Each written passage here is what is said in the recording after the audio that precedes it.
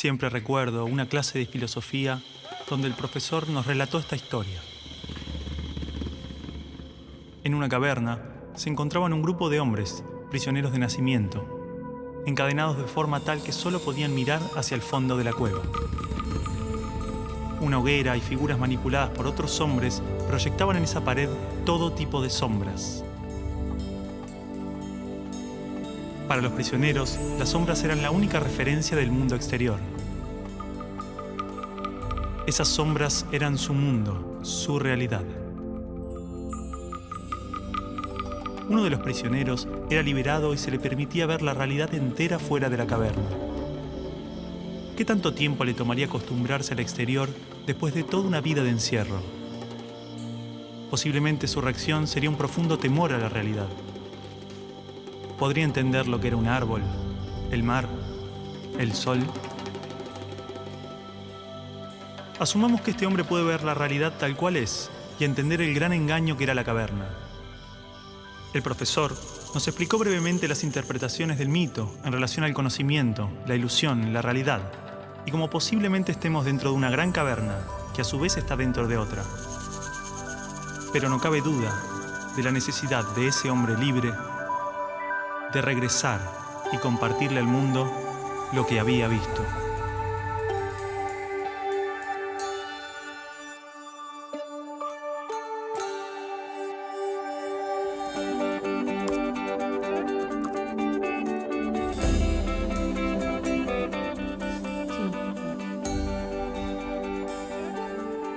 Bueno, y es así como en su 11ª tesis, él llega a la idea de que el filósofo no solo tiene que entender la realidad, sino que tiene que llegar a transformarla. ¿Sí? Medios de comunicación, miles de libros, todos los discursos políticos, organismos internacionales, expertos, filósofos, páginas de internet. Todos coinciden en la importancia de la educación. Se invierte en capacitaciones, mejoras edilicias e investigaciones. Se compran libros, netbooks, pizarras digitales. Se dictan cursos, suben salarios, bajan salarios. Se imitan modelos extranjeros. Todo para mejorar la educación. Esto no evita que haya tantas escuelas como realidades sociales. Escuelas marginales, para pobres, escuelas depósito. Escuelas para obreros, profesionales, escuelas de clase media. Escuelas públicas y privadas. Escuelas para ricos, escuelas de la élite. Gran parte pretende incluir y contener a la mayor cantidad de estudiantes. Muchas otras se concentran en formar trabajadores de diferentes jerarquías. Y solo unas pocas se dedican a los supuestos resultados de excelencia. Más allá de sus diferencias, todas trabajan y aspiran a un ideal de escuela común. ¿Hasta qué punto esta escuela ideal nos ayuda a desarrollarnos individual y colectivamente? ¿Realmente este paradigma educativo busca que las personas tengan una buena calidad de vida y trabajen para la mejora de su comunidad? ¿Hay otro tipo de escuela que lo logre? ¿Hay alguna educación pensada con estos ideales? Esto nos llevó a abrir las puertas de un mundo oculto para muchos de nosotros. Esta película es parte de un proceso que posiblemente no tenga fin, una pregunta que seguramente no tenga respuesta, una búsqueda sobre cuál es la naturaleza del aprendizaje y la educación, qué errores cometimos y principalmente qué ideas nos sirven para seguir buscando, seguir aprendiendo.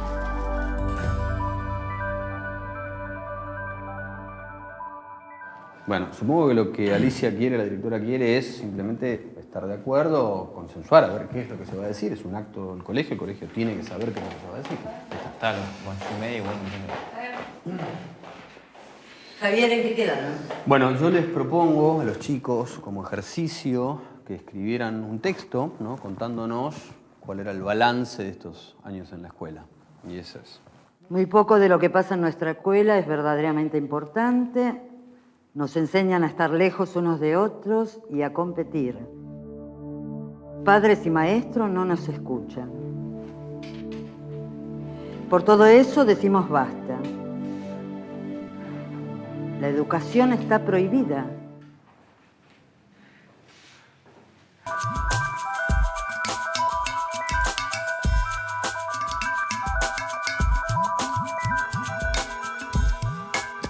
Y el estudiante no aprende después de 12 años a leer comprensivamente, no aprende las operaciones matemáticas, no aprende, en fin, aprende muy poquito.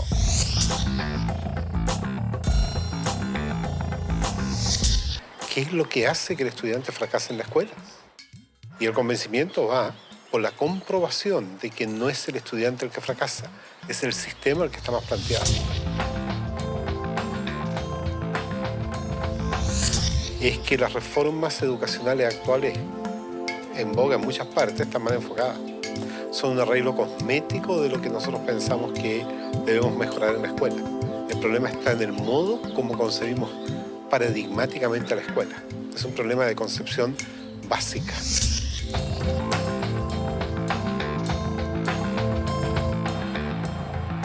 Las escuelas y los colegios de América Latina no son más que espacios de tedio y aburrimiento. Y yo siempre los invito a que pasemos por los colegios para que miremos una caricatura que hay que romper. Y es el maestro en un tablero dictando clases en pleno siglo XXI. Eso no tiene sentido. Una materia estática, una materia que no tiene movimiento, una materia que dice solamente palabras. Yo soy el adulto, yo soy el que les va a dar a ustedes esta información. Esto lo tiene que saber así como está, porque es así. Ustedes son los niños a callar y obedecer. ¡Silencio! ¡Cállese! ¡Que usted nunca sabe nada! No buscan, por así decir, otro desarrollo que el desarrollo curricular. Están muy centrados en los propios contenidos. Quien no aprende a leer y escribir y calcular, entonces no está educado. No, porque solamente focaliza el trabajo en algunas capacidades, en algunas áreas.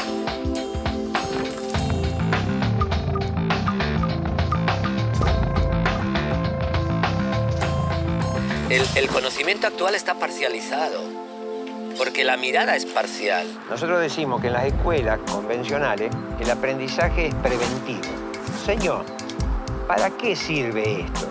Y la maestra le dice, algún día lo podés necesitar. Pero estos conocimientos hemos visto de que no duran ni prevalecen durante mucho tiempo. Hoy en día los paradigmas están cambiando muy rápido. El conocimiento está cambiando permanentemente. Entonces, lo que ha pasado es que los sistemas educativos no han cambiado tan rápidamente como el resto de la sociedad. Ahí es donde está el problema de fondo. En las escuelas normales y en las facultades de educación nos dijeron que un objetivo es aquello que es medible, cuantificable y observable. Entonces empezamos a buscar la regla que nos permita medir los objetivos. Y eso se llamaron calificaciones, ya sea una A, una carita feliz, una carita triste.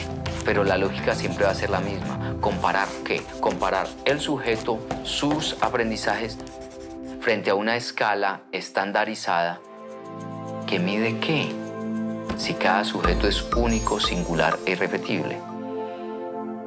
Busca que un número defina incluso la calidad de persona que eres.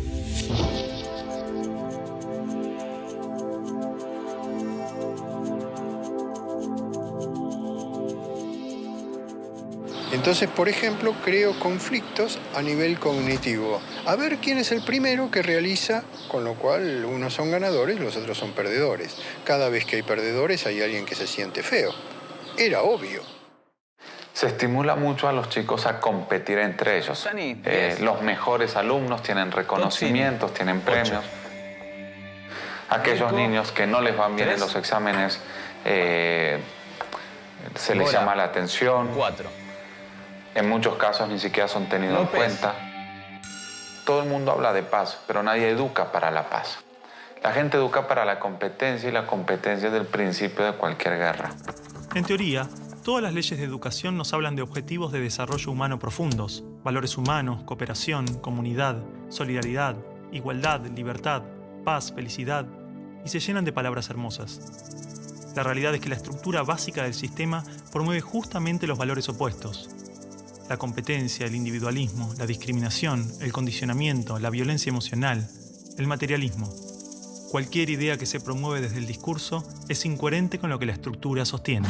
A ver, a pesar de que la escuela teoriza y discute sobre principios y valores, los discute como contenidos. Si yo vengo de un paradigma fragmentado, donde a mí lo que me interesa es enseñar historia, yo voy a ver cuánto de historia sabe este sujeto después de que yo le hablé de historia y le hice leer un libro de historia. Y para mí ese sujeto terminó. No tiene más nada que ver conmigo. Si ese sujeto sufre o no, viene de buena familia o no, tiene plata o no. Es decir, para el maestro tradicional, lo más fácil es seguir haciendo lo que ha hecho durante muchos años. ¿Usted quiere ser un mediocre toda su vida? O lo que ha aprendido por tradición. Usted ya no es más un nenito de segundo grado. Entonces, el enseñar se convierte simplemente en un proceso de reproducción simbólica. No quiero que huele una mosca. En la Argentina, la inmensa mayoría de los niños en este momento dicen, qué macana, hoy es lunes, tengo que ir otra vez a esa escuela. Pero ese no es el peor de los datos. La inmensa mayoría de los docentes en la Argentina dicen eso mismo. Yo creo que los maestros actuales son hijos de un sistema. No es que el maestro nazca o quiera ser profesor para ser bueno o malo. Es lo que el Estado le permite. ¡Basta! ¡Se quedan sin recreo! Ah, no. No me venga con que tiene problemas en su casa. ¿Cómo hago para educar la emoción de estos niños si en mi terciario de formación docente no me hablaron nunca una palabra de las emociones? Si siguen hablando, los voy a separar, ¿eh?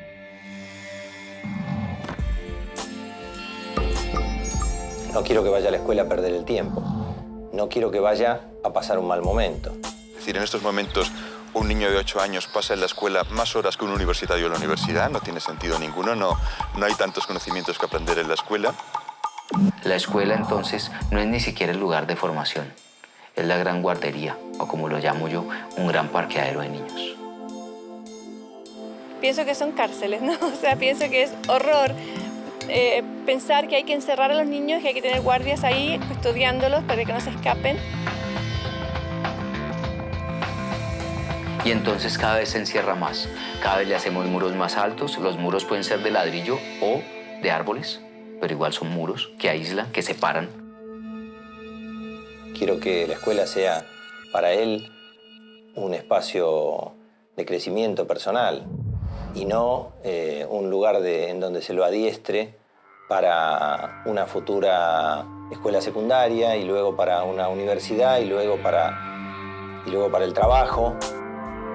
¿Y luego para qué? ¿No? Pero es mucho más fácil decir, ahora se callan, ahora abran el cuaderno, ahora agarren el lápiz rojo, lo cual es un adiestramiento canino.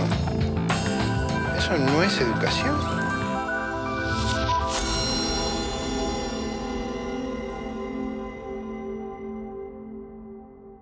Sí, bueno, en realidad lo que los chicos me dicen es que este texto ellos pensaban leerlo en el acto. Es un boceto nada más. No es un boceto, no. Así como está lo vamos a leer. No, Martín. Acá hay palabras muy ofensivas y no pueden estar atacándonos gratuitamente. Bueno, y se sienten atacados por algo será o no. Bueno, para un poco. Alicia, nosotros lo único que hicimos fue cumplir una tarea que nos dio el profesor. Por eso, Alicia, digo que es un boceto. Los chicos van a suavizar este texto. No lo vamos a suavizar, así como está lo vamos a leer. Martín. No lo vamos a suavizar. No. Martín, esto, así como está, es una falta de respeto. Perdón, me olvidaba que decir lo que uno piensa es faltar el respeto.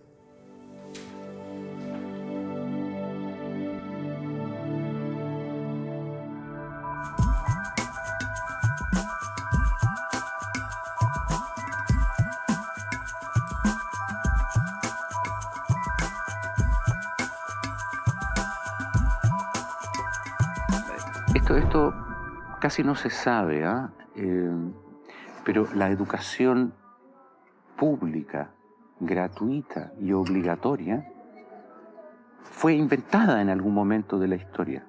Antes no existía. La educación en la antigüedad distaba mucho de lo que hoy entendemos por educación. En Atenas clásica, por ejemplo, no había escuelas. Las primeras academias de Platón eran espacios de reflexión, conversación y experimentación libre. La instrucción obligatoria era cosa de esclavos. Por otro lado, la educación en Esparta era más parecida a una instrucción militar. El Estado se deshacía de quienes no alcanzaban los niveles esperados. Había clases obligatorias, fuertes castigos y modelamiento de la conducta a través del dolor y el sufrimiento. Antiguamente la educación estaba en manos de la Iglesia Católica, por lo menos en el mundo cristiano occidental. Y fue recién en el siglo XVIII, en una época de la historia que se llama despotismo ilustrado, seguramente lo escucharon en el colegio, en donde se creó el concepto de educación pública, gratuita y obligatoria. La escuela como la conocemos nace a fines del siglo XVIII y principios del siglo XIX en Prusia. Con el fin de evitar las revoluciones que sucedían en Francia, los monarcas incluyeron algunos principios de la Ilustración para satisfacer al pueblo, pero manteniendo el régimen absolutista. La escuela prusiana se basaba en una fuerte división de clases y castas. Su estructura, heredera del modelo espartano, fomentaba la disciplina, la obediencia y el régimen autoritario. ¿Qué buscaban estos déspotas ilustrados? Un pueblo dócil, obediente, y que se pudiera preparar para las guerras que hubieron en esa época entre todas las naciones que estaban naciendo. Por ejemplo, Catalina la Grande de Rusia llamó a los enciclopedistas franceses a preparar esto mismo. Diderot, uno de los más famosos, estuvo allí para armar este paquete, ¿sí?, formador, no de ciudadanos, sino que de obedientes súbditos de estos estados. Las noticias del exitoso modelo educativo viajaron rápido, y en pocos años, educadores de América y Europa visitaban Prusia para capacitarse. Con el paso del tiempo, el modelo se expandió a nivel internacional. Muchos países importaron la escuela moderna con el discurso del acceso a la educación para todos, elevando la bandera de la igualdad, cuando justamente la esencia misma del sistema provenía del despotismo, buscando perpetuar los modelos elitistas y la división de clases. Ese es el origen de la educación pública. Fíjense ustedes que Napoleón, un poco posterior, y enemigo jurado de todos estos déspotas, hizo lo mismo. Él lo decía con todas sus letras. Yo quiero formar un cuerpo docente para poder dirigir el parecer de los franceses. ¿Se entiende? Él lo tiene claro. Y eso opera, se sepa o no se sepa, hasta el día de hoy. La escuela nace en un mundo positivista regido por una economía industrial. Por lo tanto, busca obtener los mayores resultados observables con el menor esfuerzo e inversión posible, aplicando fórmulas científicas y leyes generales.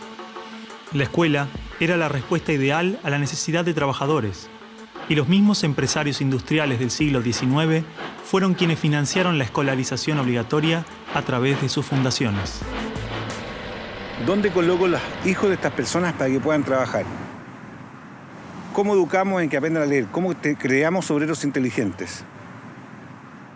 La educación sigue siendo lo mismo. Una herramienta para formar trabajadores útil al sistema y una herramienta útil para que la cultura permanezca siempre igual y siempre se repita.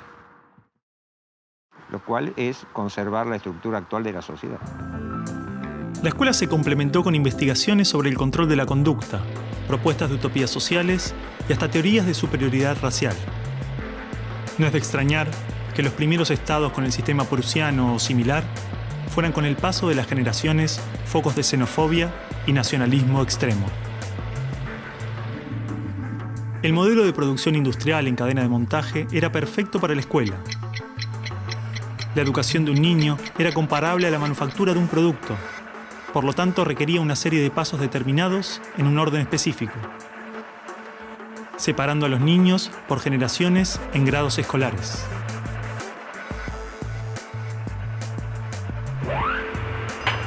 Y en cada una de estas etapas trabajaría sobre determinados elementos, contenidos que asegurarían el éxito, pensados minuciosamente por un experto.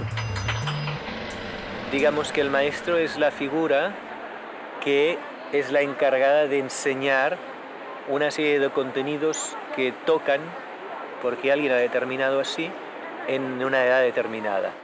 Pero la educación no la preparan los biólogos. Y curiosamente muchas veces tampoco son educadores los que la preparan. son administrativos. Son gente que no hace clases. En esta cadena, una persona estaría a cargo de una pequeña parte del proceso, insuficiente como para conocer el mecanismo en su totalidad, ni a las personas en profundidad. Un docente por año, por materia, cada 30 o 40 alumnos, llegando al punto de que el proceso termine siendo meramente mecánico. Y la educación, como la estamos viendo hoy, es administrativa. Hay alumnos que llegan, profesores que hacen clase, alumnos que se van, profesores que se van y al día siguiente se repite el ciclo. Un profesor estatal es un funcionario en que la autoridad le dice: usted tiene que enseñar esto, esto, esto y de esta forma. Porque hay que repetírselo a demasiados niños con un profesor de demasiadas horas de clase y con pocas horas de atención de alumnos en forma privada. Entonces va a dirigir siempre a un grupo colectivo. Porque evidentemente si tengo 30 niños, no puedo pretender que todos los 30 niños quieran hacer lo mismo al mismo tiempo. Este sistema de cadena de montaje, que nace con el taylorismo, fue aplicado tanto en la industria, la escuela y el ejército de diferentes países y culturas de Occidente. Hasta hace pocas décadas la escuela tenía estas cosas de cuartel y de asilo. Incluso el recreo termina con un timbre anónimo, no humano, que indica a los niños que deben adiestrarse poco a poco para pararse en una determinada baldosa detrás de determinada cabeza para formar una fila, generalmente de menor a mayor. Durante los últimos siglos, hemos construido nuestras escuelas a imagen y semejanza de las prisiones y las fábricas, priorizando el cumplimiento de las reglas, el control social. La escuela se pensó como una fábrica de ciudadanos obedientes, consumistas y eficaces, donde poco a poco las personas se convierten en números, calificaciones y estadísticas. Las exigencias y presiones del sistema terminan deshumanizándonos a todos, porque van más allá de los maestros, directivos o inspectores escolares. Están considerados grupos homogéneos, con contenidos homogéneos que tienen que obtener resultados parejos. Que todos tenemos que saber lo mismo. A pesar de que los adultos no sabemos todo lo mismo, a pesar de que no nos dedicamos todo a lo mismo, en las escuelas todos tienen que querer hacer lo mismo y hacerlo igualmente bien. Entonces la escuela tiene poca capacidad de responder a las necesidades individuales, porque la escuela instruye. Es un centro de instrucción y es lo que hace. El que no aprende, se queda. Esa es la realidad. Esto de alguna manera ya implica que el sistema educativo es un sistema de exclusión social.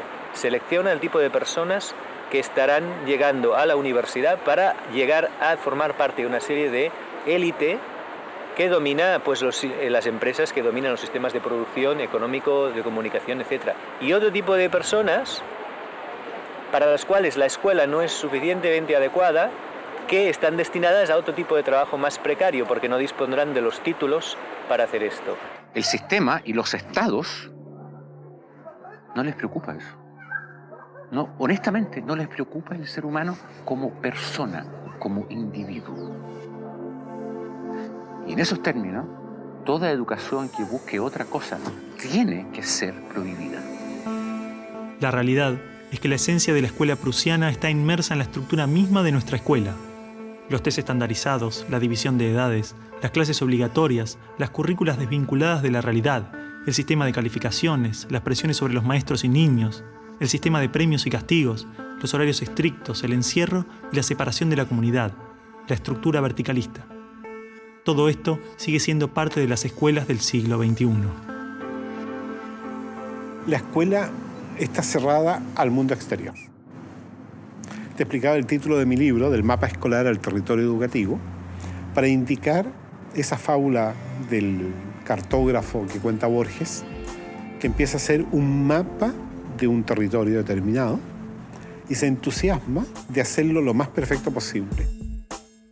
El mapa termina reemplazando al territorio. Entonces hoy día la escuela se enclaustró, se metió dentro del mapa. ¿Qué es lo que enseña? Verdades que están en el mapa, no en el territorio. Escuela no es sinónimo de educación. La escuela podrá ser un viejo mapa a la sabiduría, pero la educación es el territorio donde todo el aprendizaje sucede.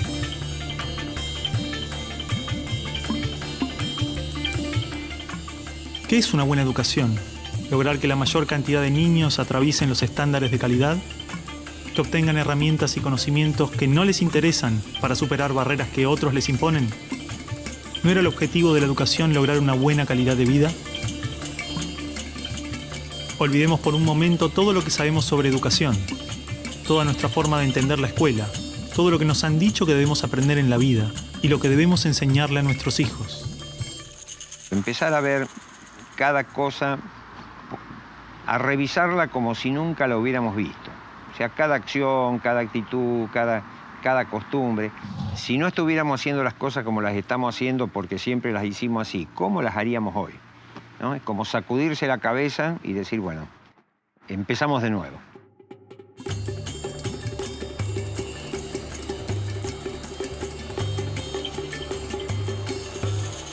Empecemos de nuevo. A ver, chicos, tienen que entender que el discurso que escribieron es algo que le puede molestar a mucha gente. Bueno, está bien, pero si es lo que sentimos y lo escribimos así, ¿por qué no lo podemos leer así? Son nuestras palabras, lo que pensamos. ¿Cuál es el problema ahora? Cargo de lo que escribimos ahí también. Si de última no lo dicen en clase. Pará un poco, Martín, porque te conozco. Te molesta todo en esta escuela. Te molesto yo, te molestan los profesores, te conozco bien. No, vos a mí no me conocés. Sí te conozco. No, no me conocés.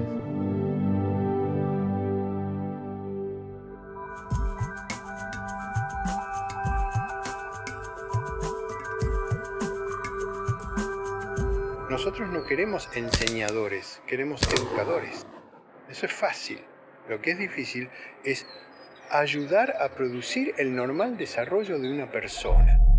Si yo quiero hacer eso, lo primero que tengo que conocer es al ser humano intrínseco. ¿Qué potencialidades trae?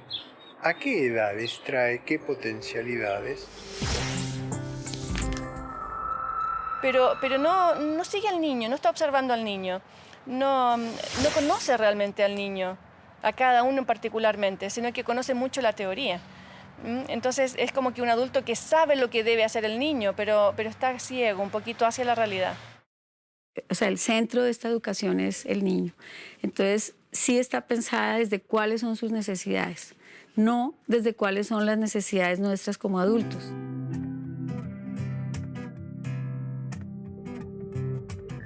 Los chicos desde que nacen con esa capacidad de crear.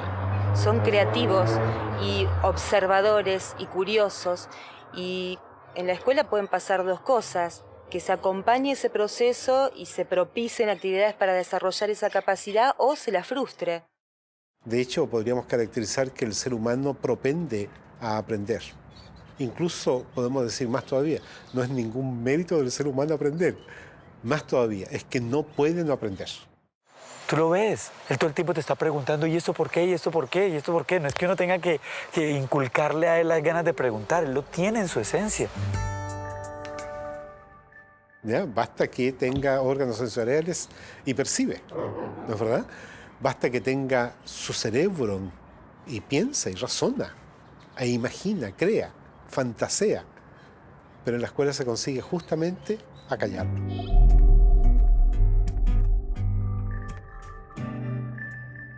De esta manera, si te fijas, cada vez, a medida que van creciendo los niños, van perdiendo su curiosidad y sus ganas de aprender. Un niño de 12 años difícilmente cuando sale de la escuela toma un libro. Son los mínimos los que hacen estos. Porque está harto, está totalmente harto de que se le diga qué debe y qué no debe hacer, y ha perdido toda curiosidad por aprender. La mente del niño tiene cualidades de aprendizaje cualitativamente superiores a las de un adulto, porque está naturalmente desarrollado para percibir lo que se le presenta, y con ello crea su mente, se construye a sí mismo. En pocos años aprende a controlar su cuerpo, puede comunicarse en varios idiomas, comprende las reglas de la naturaleza y las características de su cultura. Todo este complejo y maravilloso proceso se da de manera inconsciente. Lo aprende sin demasiado esfuerzo, por cuenta propia. Dale, Martín, no hace falta. A ver, ¿qué ganas con esto? Ya está. Ellos plantean el tema de las notas, por ejemplo. Dicen que lo único que nos importa es la nota final, que no nos importa si estudian, no estudian, si aprenden o no aprenden. Basta, ya está. ¿Qué gano me saco las ganas de eso? No, y que además los estamos, de alguna manera, haciendo competir entre ellos por esa nota. ¿Vos pensás así también? Mira, creo que no es un planteo tan equivocado, tan errado. Evidentemente, algo de la estructura de la escuela no les hace bien. Mira, Javier, yo creo que lo que les hace mal a los chicos es la sociedad. Y con la sociedad que tenemos, lo mejor que le puede pasar es venir a la escuela, ¿no te parece? Está bien, pero digo, esto es bastante fuerte. No, ya sé, pero... Acá está todo lo que aprendí en 5 años de colegio. ¿Saben qué va a pasar con esto? Me lo voy a olvidar todo. Es más, ya me lo olvidé.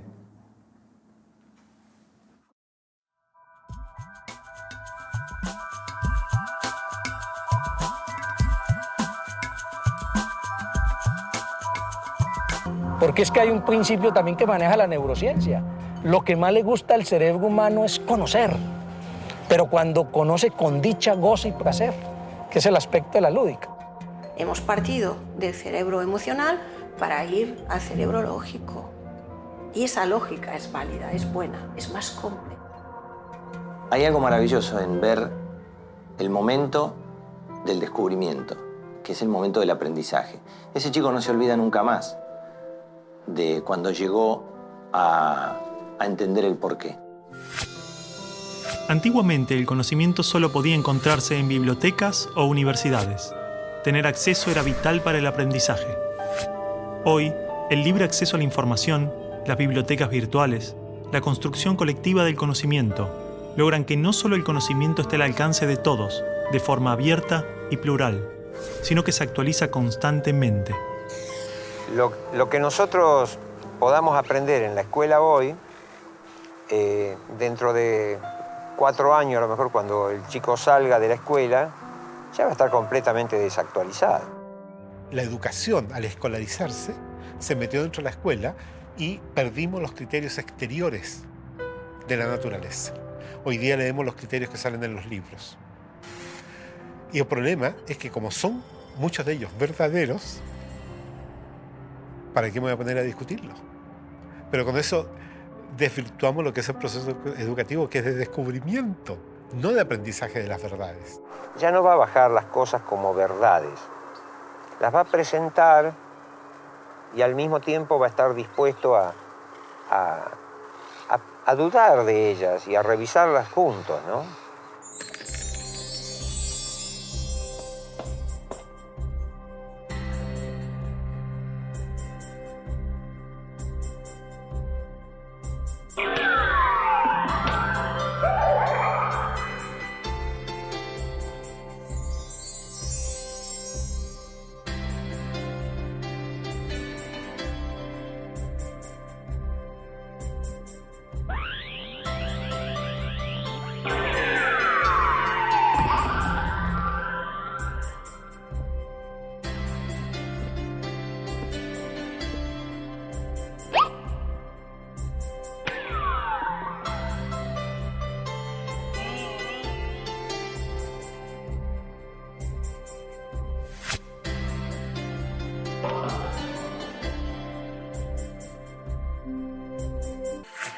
El inventor de la bombilla eléctrica tuvo más de 1000 intentos fallidos antes de hacer funcionar la bombilla.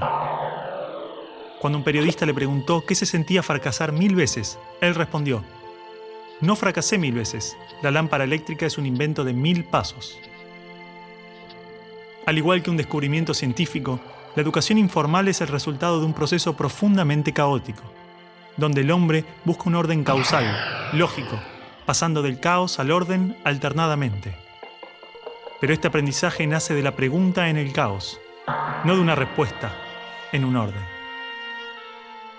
La importancia de la pregunta está planteada desde el principio de la filosofía en la antigua Grecia, donde el aprendizaje surgía del replanteamiento y la repregunta. Pero si es esta la naturaleza del aprendizaje, ¿por qué insistimos en estructurarlo, limitarlo, condicionarlo, ordenarlo? Al crecer, la escuela y la sociedad nos llevan a asumir motivadores externos para alcanzar los objetivos. Y difícilmente podemos entender que alguien pueda realizar algo sin interés, más que el propio placer del proceso. Pero un niño pequeño no tiene un lugar a donde ir, simplemente disfruta de crecer, camina por el simple placer de caminar y explorar, y esto lo hace desarrollarse. Su motivación no está en el objetivo ni en el resultado, está en el camino.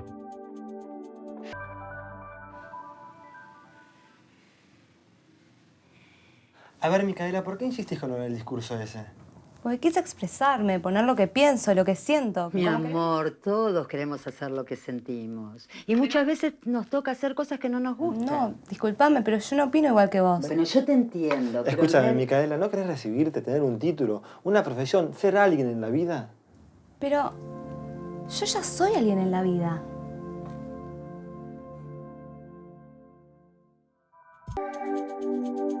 Bueno, chicos, la semana que viene es el final. Oh, ¿leyeron el libro? Era corto, era corto. Yo no lo leí, profe, ya se termina el año, basta. ¿Para qué me sirve todo eso? Yo quiero ser bailarina, no me sirve de nada todo esto. No, claro, no, si las bailarinas no estudian. A mí sí me va a servir. Yo voy a estudiar marketing, así que me va a servir. A mí tampoco me sirve de nada. Profe, ¿por qué no tenemos que comer años estudiando cosas que después no nos sirven de nada? No, claro. Es como decíamos en la carta que escribí. Oh, y otra vez con el tema de la carta, chicos, basta, quieren politizar todo. Pero todos no están de acuerdo. A ver, y aparte córtenla. vos, Martín, vos y vos. ¡Ey, nena!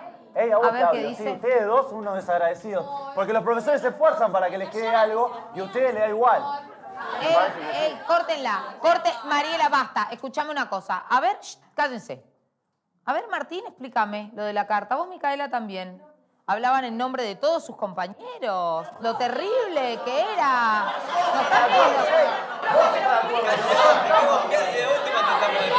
Ahí está. ¿Qué querés, Juan? No, faltan 10 minutos. Sentate, sigamos. ¿Ves que somos todos diferentes? A este no le importa nada, es un amigo.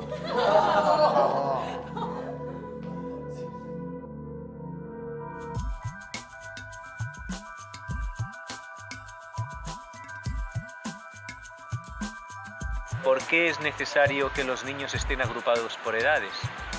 Porque hay un implícito detrás de esto. El implícito es que los niños de la misma edad tienen las mismas afinidades, tienen las mismas capacidades, son iguales.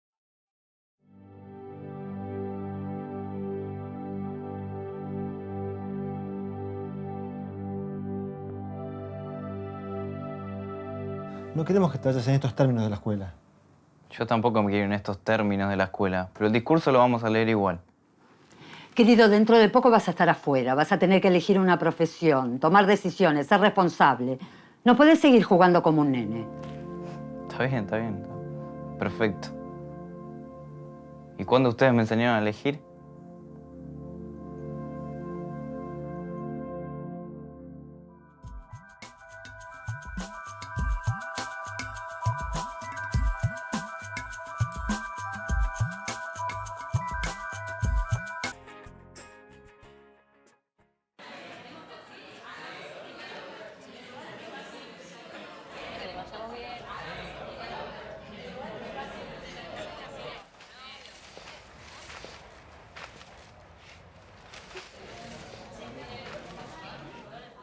Ahora ya está, me cansé. Voy y le pregunto a ver qué están haciendo. Ya fue. Voy a ver qué hacen. Nada, que están escribiendo, van a ponerlo. Bueno, no van a pegar, quiero saber. ¿Qué está pisando? Sí, ya sé. ¿Qué está mal? Sé que lo estoy pisando. Ya sé que... ¡Ey, pará, basta! ¡Parala! ¿Qué pasa? No pasa nada. ¿Cómo nada? No, nada. Cristina, por favor, llévatelo. Sebastián, Vamos, se viene. vos te quedás acá. Ustedes también. Vamos, ustedes también, vamos. ¿Qué se piensan que es la escuela? ¿Puedo decir algo? No, ahora no, Micaela. Esto es un caos. ¿De qué te reís? Estos afiches. ¿Qué es esto? Nada, son unos afiches que queremos pegar en las paredes, ya que no nos dejan leer el discurso. De ninguna manera. Esto así no. ¿Ustedes piensan que puede hacer cualquier cosa? ¿Que pueden colgar cualquier cosa? No, chicos. En la escuela hay reglas. El mundo es un caos. Nuestras vidas son un caos. Por eso tenemos que darle un poco de paz, tranquilidad, seguridad. la escuela quiere darles un poco de orden. ¿Entienden? ¡Orden!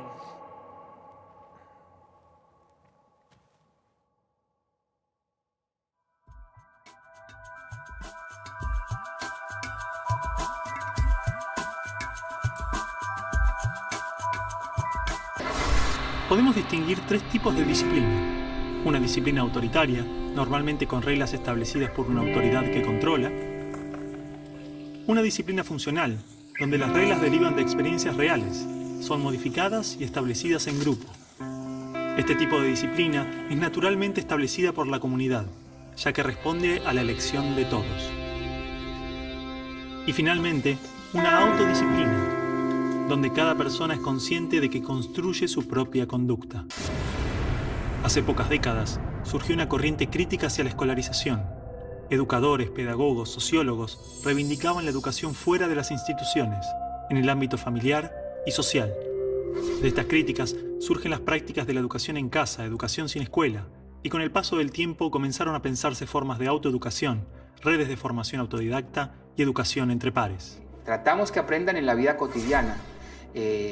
Viajan con nosotros, van a diversas actividades con nosotros, de esas que se llaman laborales, donde muchas veces están, o la mayoría de veces están excluidos los niños y las niñas. Y unas ganancias que son bastante potentes en términos de autodescubrimiento, de reconquista de la autonomía, de seguridad personal. Yo lo veo mucho más seguro de lo que quiere, que explora mucho más, que estudia porque le gusta aprender. Y consideramos que el tipo de educación sin escuela que nosotros hacemos es un tipo de educación que podríamos denominar de autoaprendizaje colaborativo o de aprendizaje autodirigido o de aprendizaje libre. Desde luego, hay tantas formas de educación en casa o educación sin escuela como familias que la practican. Desde experiencias realizadas por educadores y académicos hasta familias con creencias religiosas y pueblos con culturas marginales. Estas experiencias enriquecen la diversidad educativa y las formas de entender el aprendizaje. Pero para eso es necesario que todas ellas puedan existir, sean libres. Son adolescentes, por favor, no hay que darle más crédito a esto. Yo a los 18 también quería cambiar el mundo, pero no se les puede dar... No me parece que sea tan así. Me parece que la crítica de los chicos está bien. Es una crítica al sistema educativo, no lo tomemos como algo personal, pido por favor. Perdón, pero yo tengo que tomar una determinación. ¿Los dejamos leer el discurso o no? Mira, Alicia, yo te digo una cosa. Si vos los dejás, vas a perder autoridad. No pueden hacer lo que quieren, ¿no? Igual con el tiempo los chicos se olvidan. Yo después hablo con ellos y les explico por qué no lo pueden leer. No, es que no es así. A ver, el tema no es si los dejamos leer o no el texto. Me parece que tenemos que pensar si le estamos dando o no importancia a lo que dicen. Es profundo lo que están diciendo, no es cualquier cosa. Mira, yo comparto totalmente con vos. Porque todos hemos leído este trabajo. Y acá lo que piden los chicos es que haya un cambio en la educación, un crecimiento. Me parece que si somos capaces de revertir estas posturas nuestras, diarias, de todos los días, entonces los chicos nos van a tomar más en serio. Y yo creo que esto es una oportunidad que se nos da en la palma de la mano. Si no la podemos ver, tal vez sea porque nos estamos subestimando un poco. La pregunta sería, ¿estamos dispuestos a tomar esa oportunidad? ¿Y estamos preparados para ese cambio?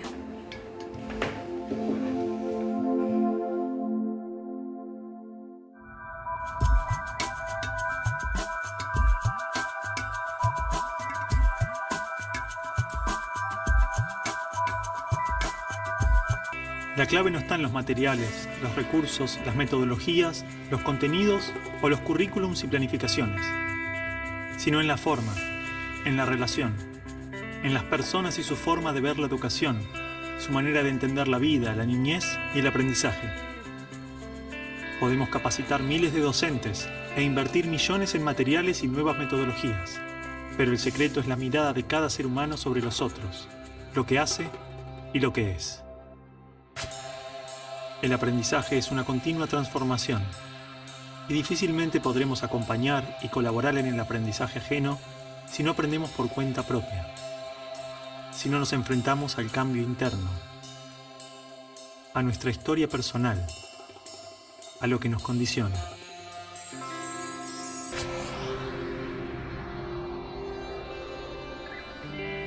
Es como que los educadores cuando estudian los van convenciendo de que la educación es así, ¿no? Y entonces tienen menos capacidad de cuestionar la educación. Pero no son felices, pero no la pasan bien, pero no disfrutan de su trabajo. Es muy importante empezar a mirar qué estoy sintiendo yo cuando estoy educando. ¿Me estoy sintiendo en paz? ¿O me estoy sintiendo en conflicto? Si realmente en la educación no eres feliz, no estás educando. ¿Cómo puede un docente transmitir felicidad y realización personal si el sistema mismo lo considera un número? Lo que la escuela hace con los niños, también lo hace con los maestros, a través de sus premios y castigos, puntuaciones, limitaciones, su burocracia.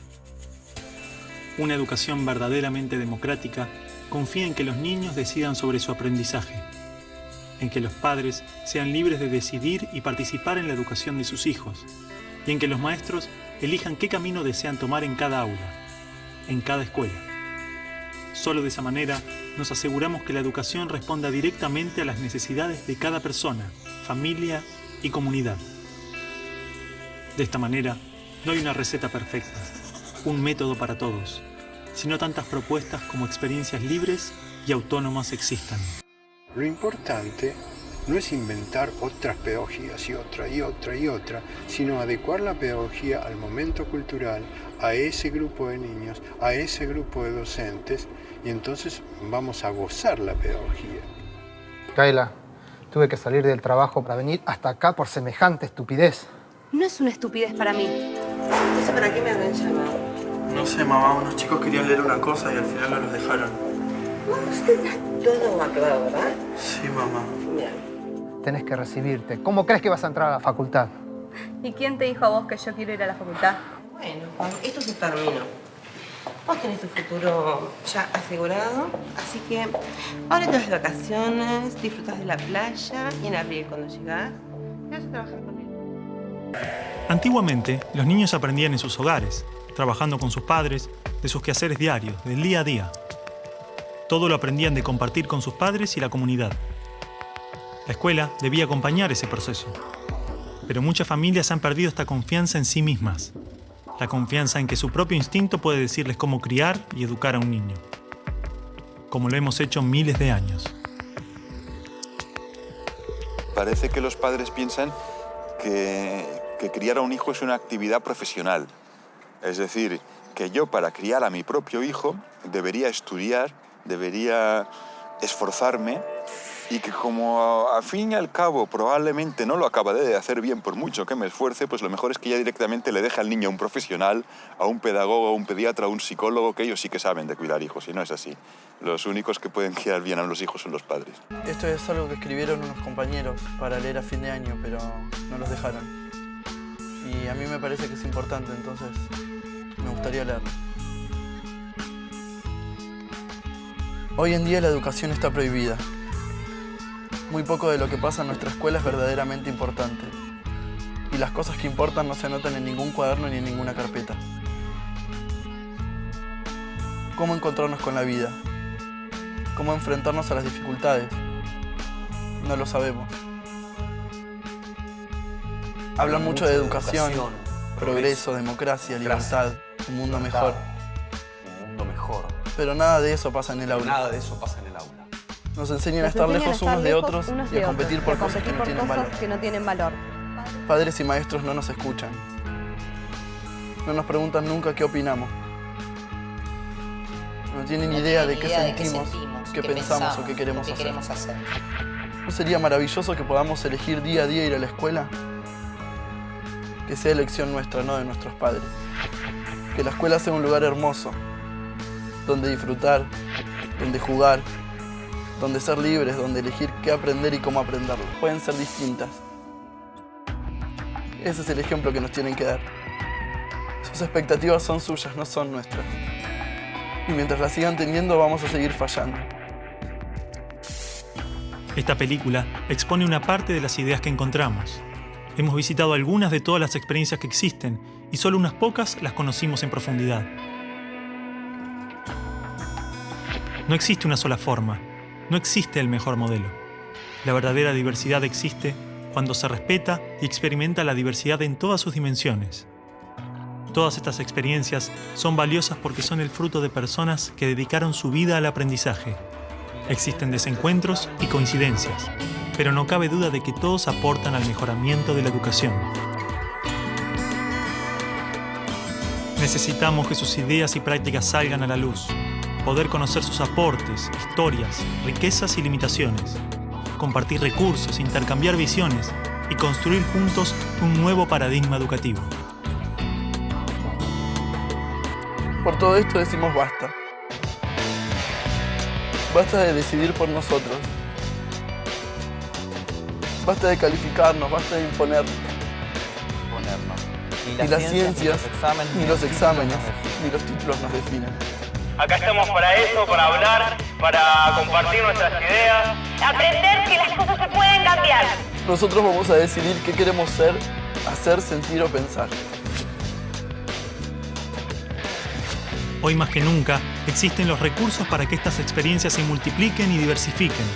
Existe la posibilidad de que la escuela se reencuentre con la educación, que sea un espacio construido y gestionado por toda la comunidad, que responda a las necesidades de las personas y su entorno. Creemos que la educación está prohibida. No por culpa de las familias, no por culpa de los chicos, no por culpa de los docentes. La educación la prohibimos todos. Cada vez que elegís mirar para otro lado en vez de escuchar. Cada vez que elegimos la meta en lugar del trayecto. Cada vez que dejamos todo igual en lugar de probar algo nuevo.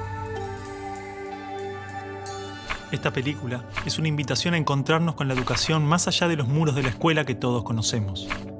Una invitación a pensar otras formas de aprendizaje, a conversar y debatir acerca de nuestras prácticas escolares y educativas. Seas docente. Seas alumno. Seas padre. Seas quien seas. Ayúdanos. La educación tiene que avanzar. Tiene que crecer. Tiene que cambiar. Encontrarnos con los otros, conocer y explorar sus experiencias, intercambiar ideas y llevarlas a nuestra realidad. Esa es nuestra propuesta y empieza hoy mismo.